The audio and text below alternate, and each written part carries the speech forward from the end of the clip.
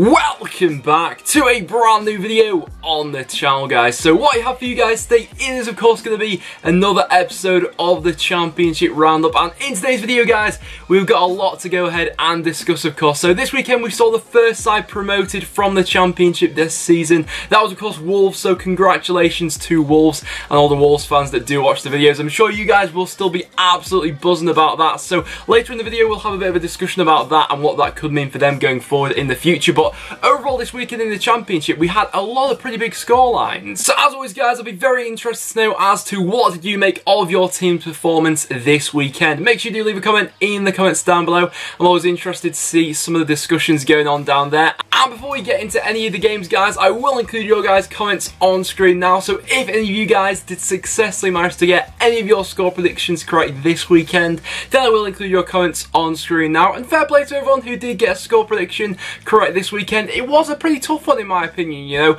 We had quite a lot of unpredictable results, you know, especially from some of the sides at the bottom of the Championship. So fair play to everyone who got one right. But without further ado, guys, let's go ahead and jump into talking over some of these games. So we'll start out with the game on Friday night where Aston Villa managed to go ahead and claim a 1-0 home victory over Leeds United. So this of course now means that Aston Villa have picked up back-to-back wins, which is pretty good for them, you know, going into the playoffs this season, which it's looking like it's going to be for them.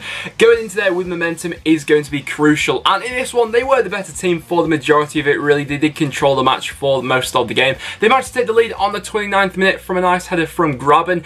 Once again, Leeds United not defending crosses coming into the box. That's been a bit of a pattern for them so far this season, you know. Defensively lately they have been a bit all over the place, but Leeds in this one, they've got their goalkeeper to thank that it wasn't more than 1-0 really. Aston Villa crafted quite a few chances, you know, quite a few balls coming in from wide areas from players like Snodgrass and Adoma, but the Leeds keeper, in fairness to him, he was absolutely fantastic in both commanding his box and popping up with some saves. Villa though done well to pick up back-to-back wins now. And our next game was a massive clash between two promotion chasers this season, which in the end did actually finish level as a 1-1 draw between Sheffield United and Millwall. Now, quite an interesting one actually. This point now leaves Sheffield United 3 points off the playoffs, and of course Millwall have been able to maintain that spot in 6th place for the time being. Now, both of them do have fairly hard runnings from now until the end of the season, so I'll be interested to see from you guys whether you think either of these two sides will actually make it. But in this one, I'd say that Sheffield United probably had the majority of the chances and the majority of controlling the game really, and they actually went ahead and took the lead. It did take them until the 74th minute. Before that it was a little bit nip and tug between the two sides, but Leon Clark it was who managed to pop up with the goal. He's been in some decent form lately, to be honest, but it did not take Millwall long to respond. Quite disappointing from Sheffield United's view really, you know. It was a long ball that went forward to Morrison, and then he produced a very nice finish to go ahead and level up for Millwall, and in the end that was how that game did finish. So Millwall of course continue their unbeaten streak, and they've got some big games coming up for sure. And our next game was a massive game at the bottom of the Championship, which in the end did finish as a 2-2 draw, and this game was not short of drama by any stretch of the imagination. It was Barnsley who took the lead in this one through Gary Gardner in the first half, and there was a lot of, you know, pretty big challenges going in this game as well. There was a lot of yellow cards come the end of the game, and a couple of people quite surprised that there wasn't a few people sent off as well for some of the actions that did go on in this game. But of course, with Barnsley taking the lead, they were looking to get that second goal, but it just wasn't happening for them. Quite a story of what's happened for them so far this season really, not been able to capitalise on those chances, you know. If they had made it 2-0, maybe that would have killed off Bolton, but Bolton showed some great spirit to go ahead and get back into the game. It was an Adam Lafondra penalty, and then shortly after that Craig Noon managed to go ahead and volley in what the Bolton fans surely would have thought would have been a winner for them. But then in the 93rd minute, Barnsley came back with their star man at the moment, McBurney, who levelled it up to make it 2-2. Now, the interesting thing about this is, of course, Bolton still remain above Barnsley in the Championship table at this point in time. Barnsley still in the relegation zone, but with Barnsley having that game in hand over Bolton, technically it is still in Barnsley's hands to survive this season. So what I would love to know from you guys is, out of Barnsley and Bolton, who do you think is most likely to go down? Let me know down below. And our next game saw Burton Albion go ahead and pick up a massive 3 points against Derby, as they managed to finish this game with a 3-1 home victory over them, and not a lot of people saw this one coming. I'm sure that's fair to say. Now, you'd surely say that Burton were like destined for League One, but had they left it too late? Currently they are now 5 points off safety. They're 5 points off Bolton at the moment. Can Burton do the impossible and survive this season? Who knows, of course. But Derby at the moment definitely not having the best of records against the sides at the bottom of the Championship, of course. It wasn't too long ago since they lost that game 4-1 against Sunderland. Now they've lost this one 3-1 away to Burton. But you got to say, Burton deserved this one. You know, they were by far and large the better side in this game. Much more clinical with the chances that they did have.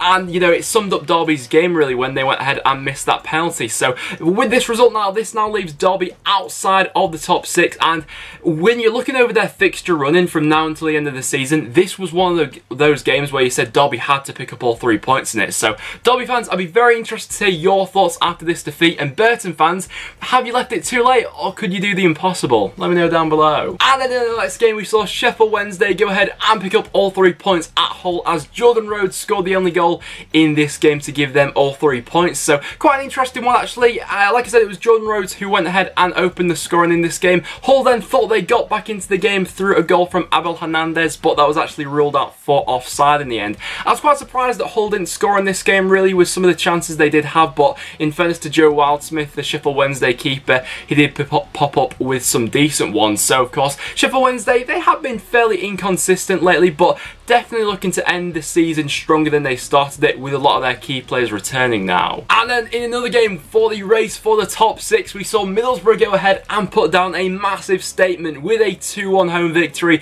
over Bristol City. It wasn't all easy work for them though, of course, as Bristol City did take the lead in this one fairly early on from a goal from Juric, and it was quite a good finish actually from him to go ahead and get it back into the back of the net. But it didn't take Middlesbrough that long to respond. It was George Friend who popped up with the equaliser not too long after that, and of course Daniel Ayala in the second half popped up with the winner for Middlesbrough. So really it is so tight in and around that top 6 at the moment. I'm still not completely sure who I think is going to make it come the end of the season, but if I had to put down a stamp for one team that I was quite confident, that would be Middlesbrough. I think the depth in their squad is actually quite good compared to some of the other sides around them, and from their starting 11, looking over at that team, they have got quite a lot of quality in it to go ahead and win these one-off matches against the teams in and around them. So Bristol City, it's a bit of a dent really to their playoff hopes. They'll have been hoping to get at least a point from this one, and that now leaves them 4 points off the playoffs. And then we saw Cardiff get back to winning ways with a 2-0 away victory over Norwich. Now this can't be understated really for how much of a crucial win this could be for Cardiff, of course. Coming off the back of 2 defeats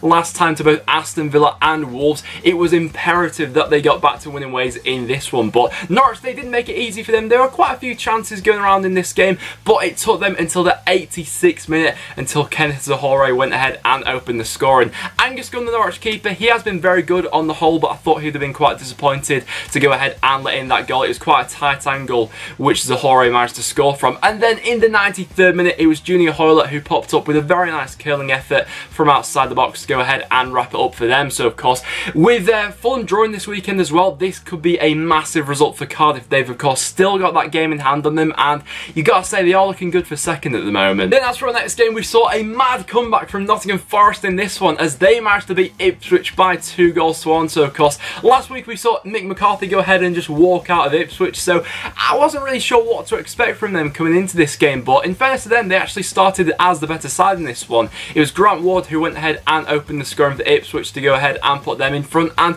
Nottingham Forest for this one, they weren't brilliant. You know, it wasn't a vintage performance from them, and even when they went ahead and got those 2 goals, looking over it from the whole 90 minutes, they weren't superb for this one, but it was a penalty which managed to level things up in this game, converted by Ben Brereton, and then in the 95th minute, it was Joe Lolly who went ahead and won it for Nottingham Forest. So with these sides at the moment in the Championship who don't really have anything to play for, I'd be interested to hear from the fans as to what would you like to see happen from now until the end of the season. You know, would you like to see you finish as high up in the Championship as possible, or would you rather see the manager experimenting with a few new players? Then as for our next game, we saw my club Preston then go ahead and pick up another win, which now leaves us just 3 points off the playoffs. So it was only 2 weeks ago where I was saying that I thought our season was over really, but now we're just 3 points off the playoffs. It might be back on again. So in this one thing that I would say about Preston at the moment is we need to start games a lot faster than we are doing at the moment. The amount of times where we've gone behind in the first half and then had to bring it back is just ridiculous, really. And this was another example of that. QPR managed to go ahead after just 13 minutes from a goal from Matt Smith. Quite an avoidable goal, really, from our point of view, considering how well we were defending 3 or 4 months ago. But in fairness to us, we did manage to bring it back level just before half-time with a goal from Cal Robinson. And in the second half, we definitely stepped up our play, looked to be hitting the target a lot more and getting that final pass through. So then in the end, it was Alan Brown who went ahead and won it for us. So we are now 3 points off the playoffs, and with quite a decent fixture running compared to the other sides around them. So is it going to happen? I'm still not convinced it will, but we've given ourselves that chance at least. And with QPR, they looked to make quite a few changes for this one. You know, it wasn't their starting 11 that they've gone for most sides this season. So it was clear to see, you know, in that second half there wasn't quite that cohesion with them, but nevertheless a massive 3 points for us. Then in the next game we saw Reading go ahead and draw 2-2 with Sunderland. So of course not the result that either side was looking for really going into this game. Of course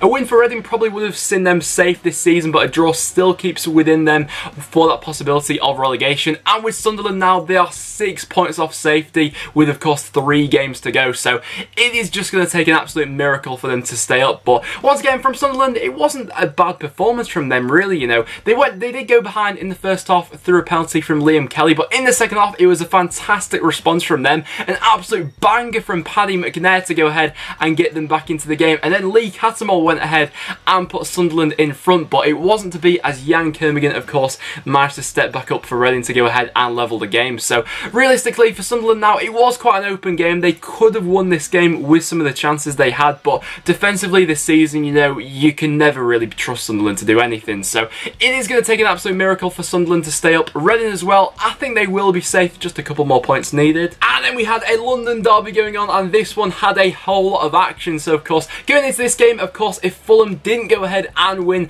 that would of course ensure that Wolves would be promoted to the Premier League. And in the end it did finish as a 1-1 draw, and thus Wolves were promoted. But in this one I thought Brentford could have probably gone on to win the game, you know, especially with some of the chances that they had in the first half of this one. I was really surprised that they didn't go ahead and take the lead. Fulham, they were looking a little bit off the pace in that first half.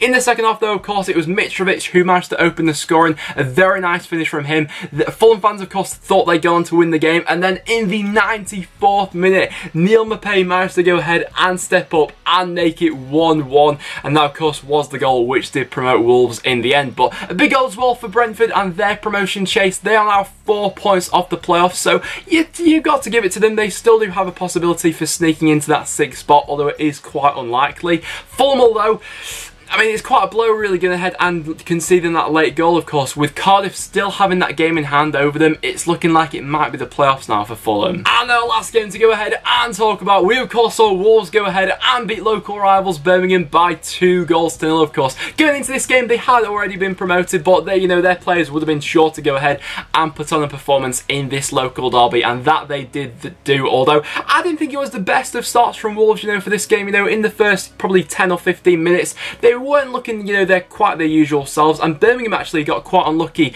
not to go ahead and open the scoring, but if it wasn't for a fantastic save from John Ruddy. But in the end it was a very nice work goal actually, which did put Wolves ahead. It was Jota on the end of it who managed to put them 1-0 up, and then it was Benicofobia of course in the 87th minute who did wrap it up. Albeit Wolves this afternoon, it was made slightly easier when Harley Dean was sent off in the 52nd minute for a last-ditch challenge on Helder Costa as he looked to go through on goal. So Birmingham definitely not helped by that. They did have a couple of other chances in this game, but realistically when they went down to 10 men, Wolves were always going to dominate the possession and the chances really. Birmingham now are only 2 points off safety, and with Barnsley having the game in hand as well, and with how hard Birmingham's fixture running is, it is going to take quite a few big results from now until the end of the season for them to go ahead and stay up. So I'd be interested to hear what some Birmingham fans had to say. But in terms of Wolves getting promoted, I mean, we have realistically, we've known this for quite a while now that this was on the cards, but it is completely deserved really, of course. Wolves have been the best side in the Championship this season, you know, both as a team to watch. Some of the goals they've scored this season have been absolutely magnificent, but from front to back this season they have been fantastic. And going into the Premier League with the backing that Wolves have had in the Championship this season, I really think that they could do some damage in the Premier League next year. You know, if they manage to keep keep hold of Ruben Neves, that could be absolutely monumental for them, you know, if they manage to pick up a couple of other players, because I'm in no doubt that they will invest quite a lot into this squad over the summer, you know. It's a club which has shown a lot of ambition recently. So going into the Premier League, I honestly think that the possibilities are endless for this Wolves squad. So congratulations to Wolves and all the Wolves fans. This was more than deserved. So there, guys, were all the matches that did take place this weekend. So in terms of my goal of the weekend, I'm going to go ahead and give it to Paddy McNair of Sunderland. And then for my result of the weekend, a couple I could choose from for this, but myself, I'm going to give it to Burton Albion for going ahead and picking up that fantastic 3-1 home victory over Derby County. So guys, there you have it. That will wrap it up for this episode of the Championship Roundup. So if you have enjoyed, make sure you do leave a like. It is always massively appreciated. As well as that, make sure you do subscribe for some regular Championship content. But other than that, guys, thank you so much for watching, and I'll see you all in the next one.